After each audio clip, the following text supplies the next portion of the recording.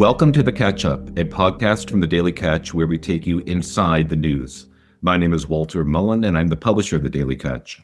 And I'm Emily Sachar, the founder and editor of the Daily Catch. In our show, we discuss stories that have appeared in the Daily Catch. We give you insights into how we put the stories together, offer additional observations, and discuss where the stories may be heading as we move forward. So, Emily, today is a big show. We have 3 guests on our show today. Who do we have on? Yes, so as you may remember, Walter, upcoming on January 27th is the Democratic primary for the Rhinebeck Village Board of Trustees. This is the group of 5 individuals who make policy for the village of Rhinebeck. And today you will hear from 3: incumbent Eleanor Pupko, Mimi Jo Carnella, and Jennifer Neufeld, and they will play in that order. And we should make it very clear to listeners, these interviews have been edited and they have been condensed for length. That's correct. And also for clarity. Emily, are you ready to catch up? Let's do it, Walter. So first up, let's listen to Emily's interview with incumbent Eleanor Pupko. So welcome, Eleanor, to the Catch Up. We're talking this week with the 3 candidates for Village Board in Rhinebeck. So thank you so much for coming on the show. Thank you very much for this opportunity. I really appreciate it. So you're, of the 3, the only incumbent running for Village Board. Tell our listeners a little bit about what that first term has been like for you. Well, it's been pretty intense. It's a very steep learning curve. You suddenly have to become experts in about 100 different issues. It sounds easy when you're running. I'm going to promise to do this, or I'm going to promise to do that. But the process is always pretty complicated, and you have 4 other members that you have to get on board. So I'm more hesitant this time around making promises because I need to think in a more practical way, maybe some of the things that I can achieve. You have, though, achieved some things already. Maybe you could tell us a little bit about what you're most proud of that you've done in your first term in office. One of the things I'm very proud of is I staved off the gross receipts tax. That was a month of intense work. I just did not feel that at this point we needed to tax residents on their utilities.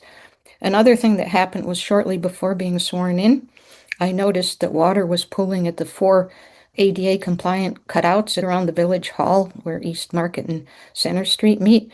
And I could see in winter, you could have a thaw and then you could have a freeze and you could have 4 little skating rinks in front of the cutouts. So my concerns were summarily dismissed, and I actually happened to meet a representative from Ty and Bond, and I brought this up to her. And so she said that the next time it rains, she would check it out. And that's what they did. They confirmed the contractor had not worked up to spec. And so the village board ended up withholding the final payment until the contractor came back. They had to remill and slope the street for a proper runoff. I can add one more thing. I found a way to adjust overpayments in employee vacation time in an equitable way. And I worked with a board member to ensure that the transition was fair to both employees and the taxpayers. That's interesting. So it sounds like you like to really dig in a minutia kind of way. Can you talk a little bit about Yeah, that? I'm a details person. I did run my own business. My brother and I ran a farm together, and I always took care of the books, and I just loved that aspect of it. And I've taken this over into my position as a trustee. I feel that I'm a fiduciary, and number 1 is for me to be frugal with taxpayer money. If there's a new contract, I look at it. Is this a renewal or is it a totally new? If it's a renewal, I can get the old contract. I literally read them side by side. So what has changed? Has something inadvertently been omitted? I really enjoy the details part. I read all the resolutions. I think that's my role on the board. Somebody needs to do that kind of very detailed work. Why are you running for your second term?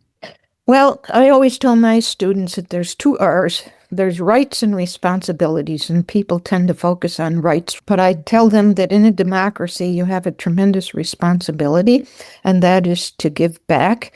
To me, the minimum is that you become an informed voter, but I like to go beyond that. Community service, giving back is one of my core values. I was born in the Dominican Republic. My family moved here when I was 4. My father was an immigrant who did not speak the language. My mother was dying of cancer when my brother and I took over the struggling farm, and we turned it into a viable operation. And along the way, I got my degree in mathematics. It's really a privilege to grow up in the United States. It's something that nobody should take for granted, but as an immigrant, I certainly do not take that for granted. Is there anything specific that you want to do in a second term that you find motivating? I was appointed Parks Liaison during my first term, and we haven't had that in quite a few years. And I know the parks have not been really addressed. There's lots of improvements that can be made in the parks. So if I continue to be the liaison, I would love to have the mini park be really an attractive place for families and for children. And we need to upgrade that. And the Legion Park needs an upgrade. I think the Doughboy is probably the park that's had the most attention paid to it. But parks and green spaces are very important for a vibrant community. One of the soon vacant roles on the village board will be that of Vanessa Bertozzi, who I hope our listeners know has been an environmentalist working on a number of environmental issues, and she's stepping down and won't be running for re-election. In what way, Eleanor, do you think that you can or wish to or should be involved in fulfilling the vacant environmental role that the village board will now see? The village board is a governing body, and there's lots of pieces to it. So every board member has a fiduciary responsibility to the taxpayers. Well, I'm ready to step in wherever I'm needed, and I'm sure that Vanessa would make the transition smooth for whoever does get that role. Okay, let's talk about the comp plan. So the comp plan is now complete. What are some projects that you would like to see the village tackle now out of the comp plan? Well, I was the chair of the Civic Engagement Subcommittee. I was on the Land Use Subcommittee, and I was very active on the main committee. So I feel I've given a lot of my input, and I'd rather like to not insert myself right now. Let the implementation committee do its work and come up with its recommendations. If you're asking me what some of the bigger issues are for me, one is definitely affordability, to have a range of housing options so that we can attract young families. And I'm very vested in making sure that we come up with ways to involve and get more participation, to communicate better, to be more transparent. Okay. So switching topics a bit, Eleanor, tensions are so high between the town board and the board of the Chamber and Rhinebeck. Tensions are so high over the bed tax. Now we're hearing about firefighting costs. And of course, that write-in campaign to unseat Town Supervisor Elizabeth Spinzia. Can you just comment on this situation? What do you think should happen? Well, people need to stop holding grudges. I voted against the resolution on the occupancy tax, and I did that because I felt it was too inflammatory. For example, it attacked the town supervisor by name and was sent to our assemblywoman, senator, and governor. As it turned out, in the middle of the conversation, the mayor admitted that the town supervisor had offered to share the monies. And I have to admit, just by looking at the face, I happened to be looking at some of the trustees, we were all just astounded. Why did we not take the supervisor up on that offer? The other thing that I feel about it is a home rule issue. The town does have the right to do that. I predicted that if we pass it in the form that it was written, it was going to start World War III, and so it did. So we have to step back from that. So, Eleanor, if we're hearing you correctly, what you're saying is that you don't disagree with the idea of imposing an occupancy tax. You think the fact that it would be shared, or the intent would be to share a portion with the village, makes it even more palatable, and much ado about nothing, essentially. Obviously, people take it very seriously, so I'm not going to be flippant and say much ado about nothing, but I just want people who haven't looked into the issue deeply to understand that I would rather have an occupancy tax, to be honest, than I raise local taxes. It's fine to ask tourists to give a little bit back. We don't even charge them for parking, so I don't think that's completely unreasonable. And at the same time that we were arguing over this occupancy tax. The board was actually considering imposing a gross receipts tax, which is a tax on everybody's utility bills. That to me is a regressive tax, and that's a tax on residents. So tax on residents, tax on tourists. If we need the money, what's your choice? So at least have an open discussion about the choices there. Maybe people will decide they don't want a tax on tourists, then they have to let me know. So what should be done to calm things down, the sort of vitriol, the intensity of the public discourse, especially between our leaders? What should be done about this? Well, I have chosen to maintain relations with everybody on the town board, with the staff there. I go to town board meetings to see what's going on. After all, I'm a resident of the town also. I'm not just a resident of the village. And honestly, I think at some point, if people can't let grudges go, then maybe we need to ask people to step down and let's start over. Let's start fresh. Okay, so we're coming to the end of our time on this interview. It's been great to talk. Thanks for coming on the show.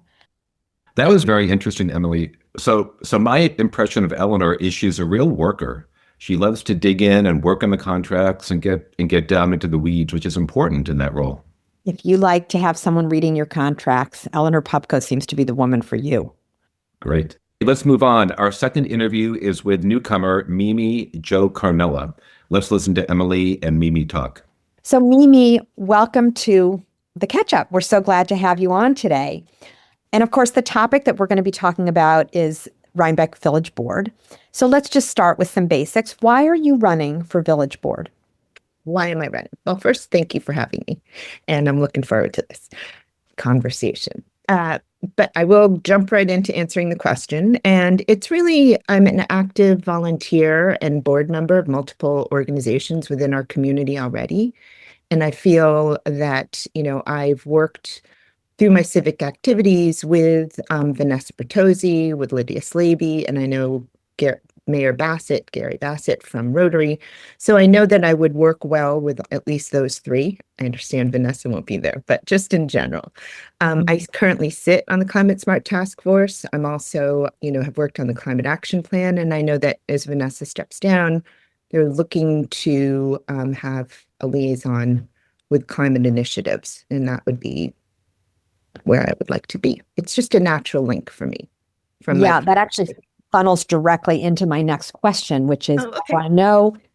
I know that the village board candidates aren't necessarily pushing themselves forward for a specific role. You actually do have a role in mind for yourself, given that Vanessa, who's been thought of as the environmentalist on the village board, is leaving. So talk a little bit about how you see yourself filling in that role, and if there are any other areas of particular interest that you have. Yes. As I said before, I already sit on the Climate Smart Task Force and have helped with the Climate Action Plan. In addition, I've done some other work with the RFP for the Community Choice Aggregation. I hate all of these acronyms, so I need to pause sometimes because I can see the acronyms and I need to say what the words are. CCA. What is that? Right. Climate Choice Aggregation. What does that mean? Yeah, go ahead. So, I know that was an unsuccessful endeavor, but I did get to see what that involved. I am, a farmer's market volunteer, and I do see that there is a need to have somebody be focused on climate initiatives. It's just so imperative for ourselves, our lives, our children, their children's children, the worlds that we live in. And it needs to be embedded in all aspects of government and what we do. Are there other parts of village board work that interest you? Other parts, other projects, other topics in which you'd like to involve yourself if you were elected? Right. Well, I see climate initiatives as being embedded in all of the work that we do because of my background, both as a volunteer. I understand that a lot of the village board work is about the nitty-gritty and the details. Like, I'm not going into it thinking that every single decision is going to be made on a higher level, and right, like that is so not the grunt work of a board in any way, shape, or form. And I completely understand that, and I know what it's like to volunteer. But I also have been a leader, and so I would like to be a collaborator on this board. My focus in the past has been on arts and culture, so I would love to see champion that more as a form of communication and community building. Let's move on to talking about the comp plan. So the Village Comprehensive Plan, as you know, is now complete. What are some of the projects that you'd like to see the village tackle? Yeah, I actually sit on the implementation committee as a climate smart task force representative. Surprise. So I'm advocating for, guess, having environmental strategies embedded in every single goal, right? Like I know that there was a section in the comp plan with certain goals, but if you really read through the whole comprehensive plan, sustainability needs to be not an afterthought, but a part of every decision, whether it's in affordable housing and how the houses are built and where they're planned, or complete streets, right? Like that is such a climate initiative, right? Like to have walkability and bikeability and safe streets and stormwater drainage, all of that has to do with our climate. So every single goal that I see needs to be embedded with environmental strategies. Are there any specific kind of one-off projects? Like I know there's been the discussion about taking over part of the parking lot and making it into a green space, or are there any specific tangible projects that would light your fire? Well, it's funny you should say that, because Village Center is exactly, how did you know? Read your Right? mind. Right, exactly. But it brings together my passions for community building through having a space where folks can gather casually, having an event space, having a green space, right? Like all of this ties together into a center for our village that would be the core, the hub, right? I would love to see that happen. Okay, good. So true. So not to turn this conversation negative after talking about activity, but tensions, as I think you know, are really high right now. They're high between the town board and the Chamber of Commerce. They're high between the town board and the village over such issues as the bed tax. And we're working on a story now about firefighting costs and whether those are being apportioned, quote unquote, fairly.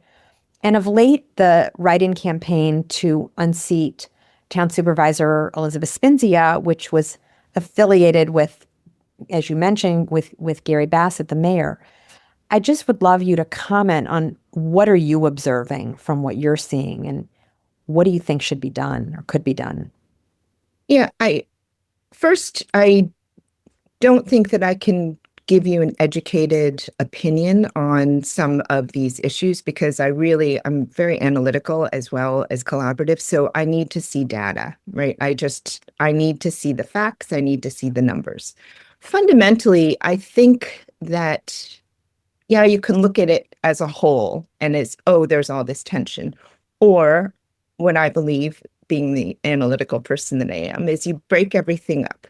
If an issue is based on funding, let's look at the numbers, right? And discuss the numbers. If an issue is politically motivated, then let the citizens vote. Let's take it to the polls. If a tense situation arises from, like, on behalf of our constituents, we're all trying to work together to get someplace, and these are differences in the way we work together, then I think what needs to be done is a process needs to be agreed upon that takes out the disagreements and the personalities, and it's a mediation without the legal and formal aspects of it, right? To get to a resolution. And that's the way I would approach any issue with disagreements. Good. What are one or two things that you would really like voters to know about you that they wouldn't know when they first saw you on the street? They wouldn't know. Well, Hmm. I would say that I'm a joiner. I'm a doer. I don't mind. I actually love being a worker bee and told what to do. Like I love sitting and, womaning a booth for the library or for other things. I love planting trees. I love that kind of work, but I also really thrive on leadership work and strategic thinking and collaborative work. So yeah, I think that those are two things about me that are balanced. Well, thank you so much for coming on the catch up with us today. We really appreciate it. Great. Thank you so much for having me, Emily. Interesting. A very passionate person who wants to give back to the community. Yes, and she's very interested not only in environmental work, but also in arts work. So she would bring that additional lens to the village board. And let's move on to our third and final interview. Emily is going to talk to newcomer Jennifer Neufeld. So Jennifer Neufeld, it's so great to have you as the third interview for our podcast this week, The Catch Up. Thank you so much for coming on to the show.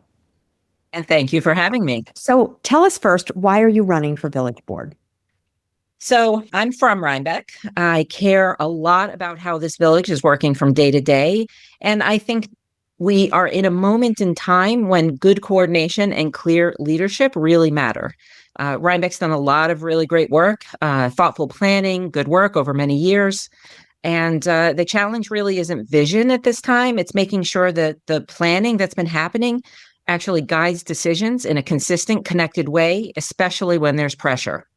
So my background is in building consensus, running complex organizations, and helping people to work together before issues turn into conflicts. So I want to bring that experience to the village board so decisions feel clearer, more grounded, and more focused on residents, not factions. It sounds like you're at least indirectly referencing tensions between the town and the village over such issues as the bed tax, firefighting, and so forth. Can you just talk a little bit about what you've observed there and how you think you can help? Well, look, I think when you have a little bit of perspective over many decades of Rhinebeck, there have been periods where the town and the village work together very well and periods where they don't work together very well. So that's pretty normal. But I think that the outcomes for Rhinebeck as a whole have always been better when they work closely together. We are a 1.5 square mile village in a 40 square mile town. So of course our interests should be aligned. I actually really do believe that all of the people involved are acting in good faith and that they all really care deeply about this place. So the tensions we're seeing aren't about bad intentions. They're about coordination and communication breaking down under pressure. So look, when discussions happen late, when positions harden before there's a shared understanding, conflict tends to fill the gap. So I think that's what's been happening. It's uncomfortable for residents, and it does make governing harder than it needs to be. In terms of what can be done to calm it down, look, I think for me, the answer is always going to be earlier and more consistent communication, not just when there's a disagreement on the table, but before that ever happens. Let's face it, it's much easier to coordinate in the beginning than clean up messes later. So you mentioned that you have experience in this kind of work. Talk to our listeners about what you might do inheriting the current dissension. What can you, Jennifer Neufeld, do to help? Well, I think I know a lot of the players involved. I've been here a long time. I know I know their neighbors and the community that surround a lot of people. So it's a matter of getting everyone in the same room together. Sometimes that process can be a little bit messy because obviously we have personalities involved at this time. So and I think there's a certain level of emotion right now that's entered into it that makes it a little bit stickier. But a lot of my experience was in Russia in the 90s. So I built a strategic communications firm there. And they have a really nice saying, something to the effect of, through anger and conflict, we can reach a mutual understanding. Sometimes things really have to boil to the surface, and then that can lead to a moment of clarity. So I think I see my role as facilitating that. And anything I can do to do that, I certainly will. When it comes to these kinds of things, I have no ego. I will talk to anyone. I will I will bang down doors. I will do whatever needs to be done to get people in a room. And if it can't happen, then you come up with procedures to work around. Okay, great. So, Jennifer, one of the soon vacant roles on Village Board is that of Vanessa Bertozzi, who, as an environmentalist, has led a number of key initiatives. Not that the Village Board members should necessarily fill her boots specifically, but in what way will you be able to fill that gap? Yeah. So first of all, it has to be said that Vanessa has done really serious, important work on the environmental issues in Rhinebeck. But I don't see my role as replacing any one person or trying to replicate anyone else's expertise or experience. I bring a complementary skill set. My background is in integrating environmental goals into everyday decision making. So budgets, infrastructure planning, land use, and communication, so that climate work isn't siloed, but it shows up consistently in how the village operates. So my business background is based on artisan-made sustainable products. So that experience has made me really focused on execution, on making sure environmental commitments translate into practical outcomes that residents can actually see and feel. Okay, good. So thinking about the comp plan, then we've now moved into the implementation phase. What are some projects you'd like to see the village tackle, and what role do you see for yourself in this next phase? Yeah, again, the comprehensive plan is really good. I am happy to see that it's kind of maintains a consistent support for our historical, intentional approach to managing growth for Rhinebeck. And so personally, I'm super excited about moving from planning into action. I'm somebody who likes to get stuff done. Some of the near-term priorities for me are things that residents would feel every day.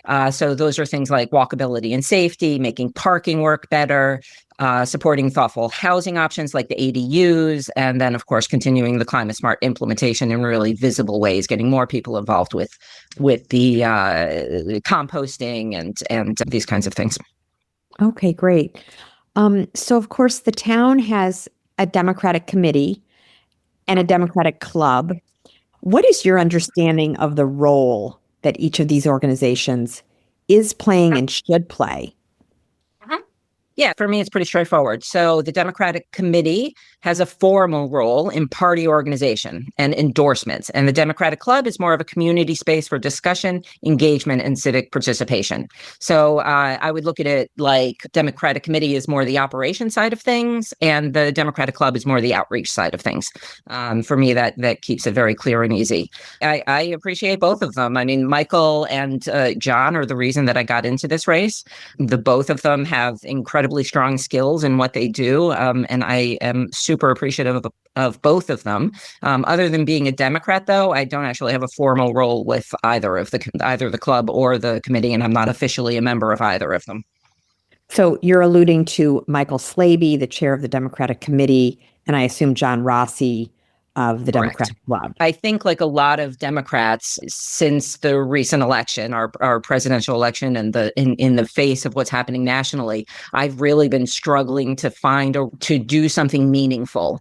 And look, our national politics are so incredibly divisive right now. But at the end of the day, repairing the rifts that we have as a country is going to happen locally. And locally, I can get involved on the village board and do something. Look, if we as Democrats can't coalesce in a place like Rhinebeck, then what hope do we have nationally? So if I can do something locally to improve relations, then that's what I'm going to do. So thinking about a role for yourself on the village board, do you seek more to be an independent voice, or do you seek to be aligned with specific members or issues? I will be extremely strongly aligned with the residents of Rhinebeck. So that is my North Star. That's who I answer to. That's who's going to be voting for me. And that's why I'm running. I do have an independent voice. Nobody who knows me thinks that I will be swayed by anything other than the values that I have and what I want to bring to this village. Okay, fantastic. So a couple of closing questions for you. Is there anything specific that you'd like to see improved in the village that you haven't mentioned earlier? It'll be easier to answer once I get in there. I think having had the experience that I have building businesses, I've built and most of them sold 7 businesses from my strategic communications firm to a travel agency to our current sustainable product line. I'm a deeply operational person. I kind of want to get in and tinker around and see what's going on. I would really love to see committees be outcome focused instead of function focused. So that's the kind of structural thing that I would like to see. Again, I think, you talk about things like sidewalks. We've been complaining about the sidewalks since I was a kid here. I fell over my bike and walking more times than I can think about. So, there are just some things that finally need to get taken care of. There are some really great recommendations outlined in the comprehensive plan. So I think it's a matter of the kind of cherry picking through the ones that can be done pretty quickly. And one or two things that you'd really like voters to know about you that they haven't heard on today's podcast? Okay. I love to travel. I love to meet new people. I talk to everyone. I think the biggest problem I've had in canvassing is, or going around and signing petitions, is that I wind up having a half-hour conversation at every door that opens. So I really genuinely believe that everyone has a great story, that everyone has something that's useful to share and some kind of experience that I can learn from. So I really enjoy that aspect of running for village board. So I really hope that when I get out there and I'm talking to people, that people will open doors and they'll share that with me. And had a second thing. Oh, you know what? I love all sorts of music. People ask all the time, what's your favorite type of music? I swear I listen to everything. I love classical music. I love rap and rock and folk. I try to embrace the kind of joy and the emotion and a lot of those things. And maybe that's kind of my approach to everything. Oh, wonderful. Thank you so much, Jennifer. Thanks for coming on. Thanks, Emily. That was very interesting, Emily. My takeaway from hearing you talk to Jennifer is she's a real no-nonsense kind of leader. Would you agree? That sounds exactly spot on. So 3 very good candidates. And again, the election is taking place on January 27th. We want to make sure listeners are aware that something happened earlier this week. We pushed out our audience survey for 2026, where we invite everyone who reads the Daily Catch or everyone who listens to this podcast to take the survey and tell us what we're doing right, where we can improve, and how we can be a better resource for local news for the community. That's right. There are many people who don't get our newsletters, so we want to make sure all of you listeners today take a chance to take the survey. You can find the link inside the article for this podcast. You can also find that link on our homepage. And if you do get our newsletters, you'll get the announcement there. And just to reassure listeners, we do take action from these surveys, don't we?